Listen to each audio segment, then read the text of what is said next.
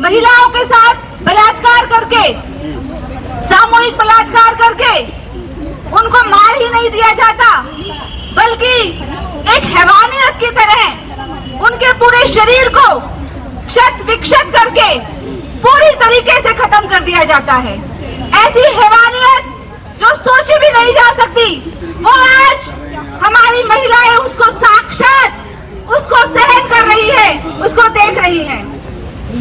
साथियों, जब से हम लोगों ने इस कार्यक्रम की परमिशन ली है, आप लोगों को हैरानी होगी जानकर कि दिल्ली के अंदर ये जंतर मंतर का छोटा सा हिस्सा, ये एक डेमोक्रेटिक स्पेस है। एक डेमोक्रेटिक कंट्री के अंदर डेमोक्रेसी के लिए, अपनी आवाज उठाने के लिए हम लोगों को ये छोटा सा जगह दी गई है। कहने को हमारा पूरा देश जो है वो विश्व की सबसे बड़ी डेमोक्रेसी है, लेकिन आप देखिए डेमोक्रेसी की असलियत देखिए। यहाँ पर अन्याय जो करते हैं उनको कोई परमिशन लेने की जरूरत नहीं होती है।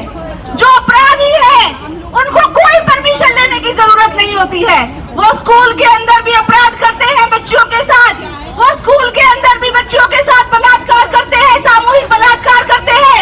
वो एक डॉक्टर के साथ, जो डॉक्टर भगवान का रूप होती है, उस डॉक्टर के साथ भी वो बलात्कार करते हैं, सामूहिक बलात्कार करते हैं, लेकिन उनको किसी परमिशन की जरूरत नहीं होती है। वो अपनी बहू की इज्जत आबरू की रक्षा करने की बजाय उसको जिंदा जला देते हैं, लेकिन उनको किसी की भी परमिशन की जरूरत नहीं होती। लेकिन जब हम न्याय की लड़ाई लड़ने के लिए आते हैं, जब हम न्याय के लिए आवाज उठाते हैं, तो हमें 10 दिन पहले परमिशन की जरूरत है। हमें 10 दिन पहले परमिशन लेनी पड़ेगी। अगर हमने बिना परमिशन के कोई प्रोटेस्ट किया, कोई आवाज उठाई, तो हमें पुलिस स्टेशन में बंद कर दिया जाता है। और बोला गया है हमारे कानून में कि 6 बजे के बाद किसी भी महिला को पुलिस स्टेशन के अंदर रखा नहीं जाएगा, लेकिन यहाँ खुद कानून की धज्जियां उड़ाई जाती है और 9 बजे तक लड़कियों को और महिलाओं को पुलिस स्टेशन में बंद रखा जाता है। किसकी परमिशन ली आपने? हम पूछना चाहते हैं कि आपने किसकी परमिशन ली? ये देश संविधान से चल रहा है। ये देश किसी प्रधानमंत्री या राष्ट्रपति के एक अकेले व्यक्ति से नहीं चलता है।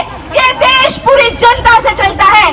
तो कौन सी देश की जनता, भारत की कौन सी जनता आपको अलाउ करती है कि आप महिलाओं को उठाकर बंद कर दें और उनके साथ बदतमीजियां करें? लेकिन साथियों, ये हो रहा है, ये हो रहा है हमारे देश के अंदर, क्योंकि हमारा देश आज जिस दौर से गुजर रहा है वो एक बहुत ही खतरनाक दौर है।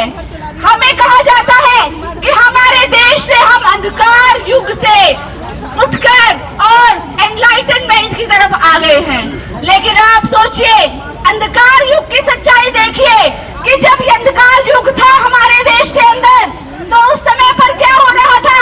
उस समय पर रजिया सुल्तान जैसी लड़कियां, नूरजहां जैसी लड़कियां हमारे देश पर शासन कर रही थी। लेकिन आज देखिए, एनलाइटमेंट की स्थिति देखिए कि आज महिलाओं की सुरक्षा तक नहीं है। महिलाएं अपने स्कूल नहीं जा सकती है, अपनी नौकरी पर नहीं जा सकती है सुरक्षित होकर, कॉलेज नहीं जा सकती है। और जिन महिलाओं ने इस देश का नाम रोशन किया, ऐसे समय में उन महिलाओं ने जब हमारे देश का नाम रोशन किया, जब यूरोप के अंदर भी महिलाएं सोच नहीं सकती थी कि वो पर्दे से बाहर निकल जाएंगी, लेकिन इस देश के अंदर रजिया सुल्तान ने शासन किया और बेपर्दा होकर शासन किया। उसने अपने सर से वो पर्दा हटा दिया और दिल्ली की जनता को बताया कि मैं दिल्ली की सुल्तान हूँ, आप मुझे स्वीकार करते हैं। दिल्ली की जनता ने रजिया सुल्तान को स्वीकार किया। लेकिन शर्म की बात यह है कि आज एनसीईआरटी ने उसी रजिया सुल्तान के पूरे चैप्टर को खत्म कर दिया है। कितनी शर्म की बात है, शर्म आनी चाहिए। एनसीईआरटी में बैठे उन पढ़े लिखे लोगों को हम कहते हैं वो पढ़े लिखे गवार है, जो ऐसी महिलाओं के इतिहास को खत्म करना चाहते हैं जिन्होंने इस देश की महिलाओं, इस देश के निर्माण में योगदान दिया है। जिन महिलाओं ने आज निर्माण में जो महिलाएं योगदान दे रही हैं, वो आज पूरी तरीके से असुरक्षित है। साथियों, मनीषा की हत्या हो जाती है, लोगों ने विरोध प्रदर्शन किया, लोगों ने आंदोलन किया, उस आंदोलन के दबाव में सीबीआई को केस सौंप दिया जाता है। कहा जाता है कि सीबीआई इसकी जांच करेगी, क्योंकि पुलिस ठीक से जांच नहीं कर पा रही है कि आत्महत्या है कि हत्या है। सोचिए, इतनी फोरेंसिक डिपार्टमेंट हमारा इतना मजबूत होने के बाद एक 19 साल की बच्ची की हत्या कैसे हुई ये नहीं पता कर पाई हमारी पुलिस। कितनी बेचारी असहाय है। इसीलिए केस दिया जाएगा सीबीआई को कि आत्महत्या हुई है कि हत्या हुई है। कोई हमें बताए कि आत्महत्या करने वाला पहले अपनी आंखें निकालेगा, फिर अपना यूट्रस निकालेगा, फिर अपने एक एक करके अपने अंगों को काटेगा और उसके बाद आत्महत्या करेगा। क्या बोला जाएगा? इसको शर्म बेशर्मी के अलावा और कुछ नहीं कहा जा सकता। साथियों, अगर निक्की की हत्या हो जाती है, मनीषा की हत्या हो जाती है, आरजी कार में अभया की हत्या होती है बलात्कार के बाद, केस तो वहां पर भी सीबीआई को जाता है। क्या हुआ अभी तक?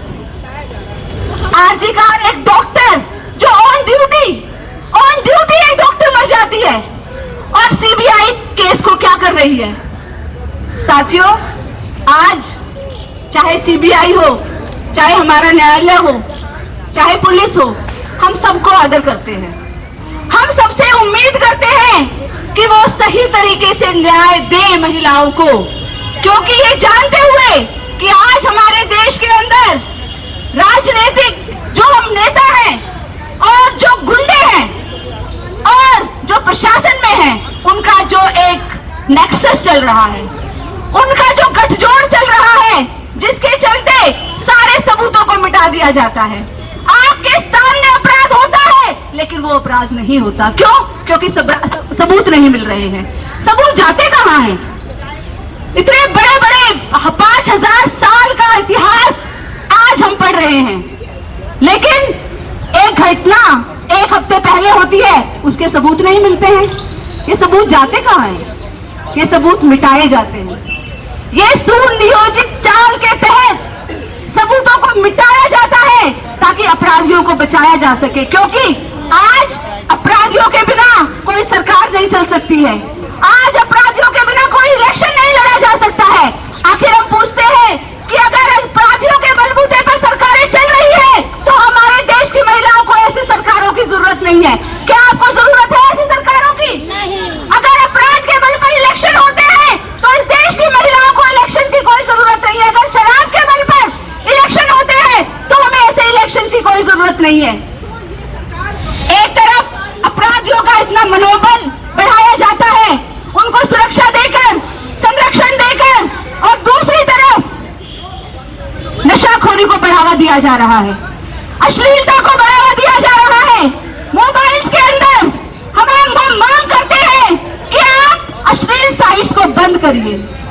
इतनी सारी अश्लील साइट, छोटे छोटे बच्चे जो है वो उनको देखकर क्या सीख ले रहे हैं, लेकिन हमारी सरकार इतनी असहाय है कि वो फोन को जो साइट्स है उनको बंद नहीं कर पाती बेचारी। इतनी ज्यादा असहाय है, लेकिन कोई दूसरे देश का चैनल बंद हो जाता है, उसको दुश्मन बताकर